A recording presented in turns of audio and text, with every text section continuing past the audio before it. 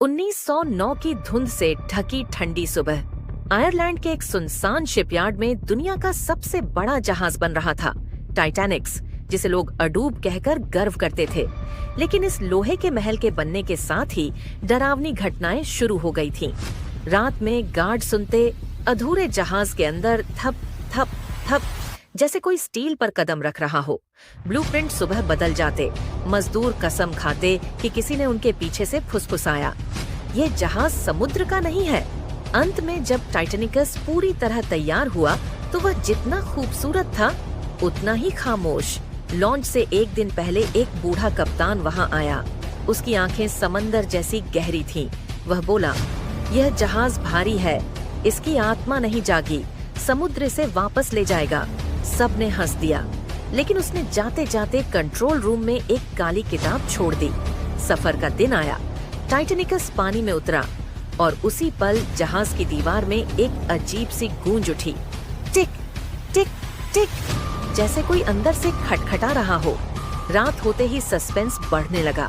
कमरों के दरवाजे अपने आप खुलते, गलियारों में सफेद धुंध तैरती, डेक पर एक धुंधली परछाई दिखाई देती जो कुछ सेकंड में हवा बनकर गायब हो जाती। कप्तान घबरा गया।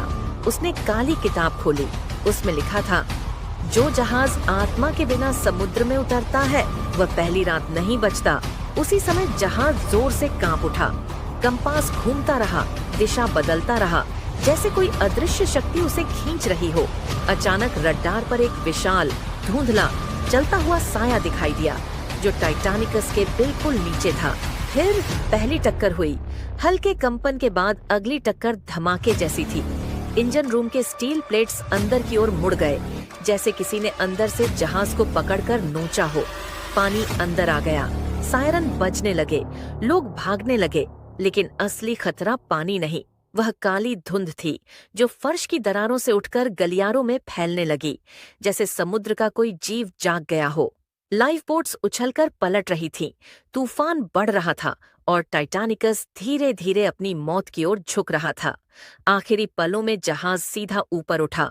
उसका अगला हिस्सा आकाश की ओर और पीछे का हिस्सा गहरे काले पानी में समा गया।